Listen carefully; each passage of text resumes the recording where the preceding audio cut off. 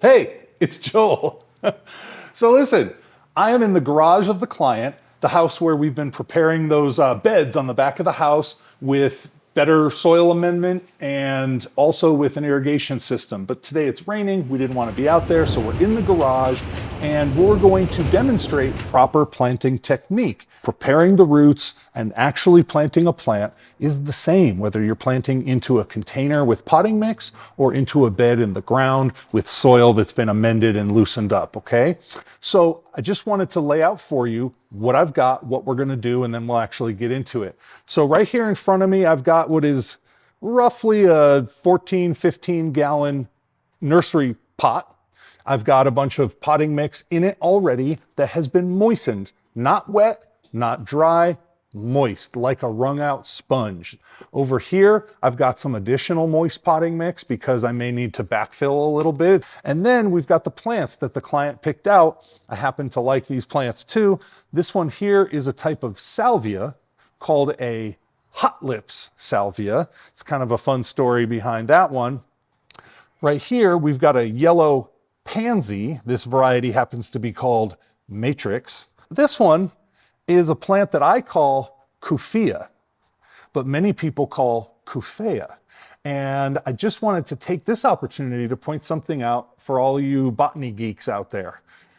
There are official ways to spell the botanical or Latinate names of all plant species, official spellings, but there is not an official way to pronounce any of those botanical names. So for you folks out there that may have been fighting and dueling with a sibling or a gardening friend over the years about how do you pronounce, is it Kalanchoe or Kalanchoe? Is it Kufea or Kufia? Guess what? You're both right. Stop fighting.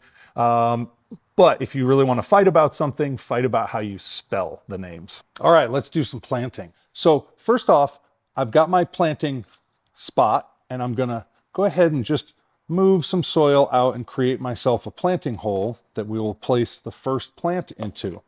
So, little routine that I always go through when I'm planting. First, I'm going to take the tag out and move it to the new location. Notice I'm putting the written side of the tag facing out because people read and plants don't read. So always put the facing outwards. Now, here's where things get really important. We do not want to just grab the plant and tug it out of the pot. A much better way, because you can break a lot of the roots that way. You're gonna put a hand like that, turn it over, squeeze it a couple times, and lift the pot off. Now, you can see here that the roots have shaped right to the shape of this container. And what I'm gonna do and show you next, I know many of you are going to cringe and think that I am abusing this plant, but I promise I am not. And what I'm doing is actually really good for its both short and long-term health, okay? So when we have a plant that is what we call pot bound or root bound like this, it's really important that we break that up such that there are no more recognizable kind of smooth, flat surfaces anymore. Because if we leave it like this, what is likely to happen, and many of you may have experienced this in real life, a lot of people like to do this, take it out, put it in the ground, thinking, ooh, I want to be really gentle and delicate with those roots. I don't want to mess with them. And then they backfill around it and call it good. Let me tell you what happens in this scenario. The roots are essentially trapped by this perimeter of their own selves, their own roots. And they don't have many opportunities to get outside of here. One could argue that the essence of a successful transplant that's going to keep your plant growing rapidly is that you want the roots to rapidly colonize and then exploit the resources in the soil or potting mix around them. And so if you do this, they're really not going to be able to do that. So here comes the part that some of you will think is aggressive. I just took off the bottom, I don't know, 3/4 of an inch, just a whole disc. Gone, okay? Then I'm going to do what I refer to as a vigorous finger massage as I turn the plant around. Now take a look at that. I have removed easily 50% of the volume of potting mix, and I've got all these dangling roots out here. You can even kind of rake your fingers through in case there's any clumps of roots that have been disconnected but are still hanging in there, okay? So this is actually what you want to do. Now I'm going to go back in here. I'm going to line up the level that this plant was planted at in its container, which is right about here, with the new level I'm putting it into. So I'm going to hold it in place, and then I'm going to backfill around it. Then I can give it a little tug. Okay. And that is how we plant a plant, okay? Now, I'm going to go ahead and do the same thing with these other two plants here. So just give me a minute. Here's our Kufia kufea. I'm going to make a spot for it right here. Let me point out while I'm doing this that it's not a coincidence that we're working with 3 plants today, okay? In the field of design and visual artistry, people have long known that doing things in odd numbers rather than even numbers tends to give a more harmonious, visually pleasant effect. All right, so we've planted our salvia hot lips, and now we're going to plant our kufia or kufea. So remember, I'm going to go between a couple fingers, flip it over, squeeze, lift, and hey, look at what we got there. That is some textbook root bound, okay? One of the rules of thumb that you use in the nursery industry is it's okay for the roots to have 2 turns, meaning they come out from the center of the root ball and hit the side wall, turn down, that's turn number 1, then turn 2 is where they turn at the bottom of the pot. But these roots here have turned and turned again and have turned back in on themselves and are coming back up. Too many turns. So up to 2, if you're trying to move things to a new size pot, at the ideal time, you would wait until there's 2 turns, but no more. So anyways, I'm going to go ahead and viciously tear off this disc of roots at the bottom. See that? You could practically play, some ring toss game with that. Okay, so I've taken the bottom off. If you notice, there's not nearly so many roots in the interior, okay? Now I'm going to do the vigorous finger massage. You can see all that soil falling. I've done this before, so I've got it falling right into my pot to not make a huge mess. At the very top, you can also get kind of a compacted root-bound mess. So I'm breaking that up here as well. You can see, again, I've taken off quite a bit, but there's none of that circular or flat, smooth wall left. I'm going to go right here to my prepped hole. I'm going to essentially dangle the roots in, so I've got the crown of the plant, the crown being the transition zone between roots and stems. I've got the crown hanging right at the level I want it to be at, and then I'm going to carefully backfill. That's going to hold the plant in place. And now I'm going to move on to our yellow matrix pansy, and we've got a 4-pack here, and I'm going to basically put several plants in to a planting hole that is essentially a smiley face shape. Okay, so again, I'm going to squeeze, squeeze, squeeze, carefully lift out. You can see same story here, okay? I'm going to loosen and break this up.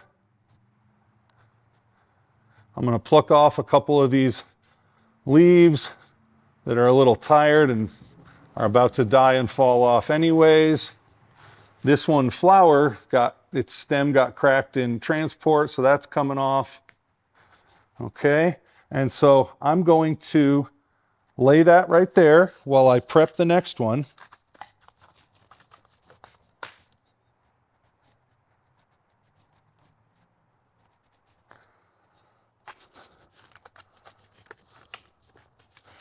Notice, I've still gotten a 4th pansy in there, but guess who's not getting planted? The 4th pansy, because 4 is a no-no, as I was just discussing. Also, I picked the 3 most vigorous, nicest looking ones.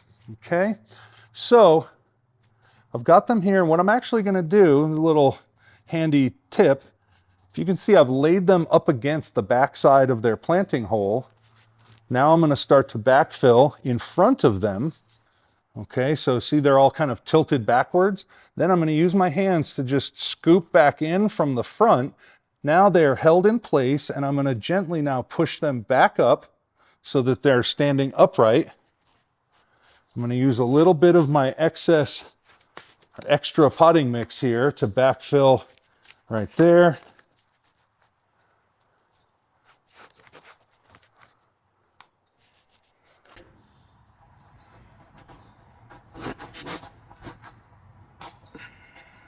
Right there. And then remember, even if you've planted them a little bit too low, you can just give a little gentle tug upward. That's what we want, okay? Now, something really important here, and this is the second of the things that I really like to teach people about planting properly. And the improper way that many people do it, I blame on Hollywood, because I know my whole life, whenever you see a depiction of someone planting a plant in a movie or on television, they get to about this stage and then they do the following. And they seem to want to use 10 fingers to pack down the soil on the top of the pot. I don't know why people do this or why it started being depicted this way, but the fact of the matter is we spend a lot of time and money loosening soil so that they are not compacted, so that roots can colonize them very easily and ramify through the potting mix or through the soil easily. That's what we were doing with the deep spader. That's why we amend our soils with compost. And it's why potting mixes are engineered with the materials of the sizes that they are. We do not ever want to compact soil. So I'm going to kind of break up that compaction that I've done. Then I'm going to show you how you really do this for good effect in a real life situation. Just adding a little bit more backfill here and a couple of low spots. Okay, here's our tag for the pansies. So here's what we do. Watch, I'm going to shimmy the pot or even lift it just a half inch and drop it. That's going to settle the soil in pretty evenly. And then the most important tool that we have is actually water. Water does a great job of settling soil in. So what you wouldn't want to have is an air pocket around the roots where they might dry out or just not be in contact with the soil. So we do want to settle things, we just don't want to compact it. Notice this water has fertilizer in it. It's usually, unless you're working with some kind of specialty plant, maybe a native plant, it's typically a really good idea, especially with cultivated flowers and vegetables, when you water them in at transplant time, to use a little bit of fertilizer. So I'm going to water in the crown of each plant. This does a couple things. Not only does it settle the soil down, but also, if you've made a little bit of a mess and you've got potting mix or soil stuck to the leaves of the plants, you can use this process here to wash them down. So we're really accomplishing several things. We're feeding the plants, we're watering them in, we're settling the potting mix or the soil in a good way, and we're cleaning up our plants to be tidy. Okay, so just to give you a sense, I've used about 3/4 of a gallon to water these plants in. I'm going to throw a little bit more just right in the middle, right around the edges. Your plants are now off to the races.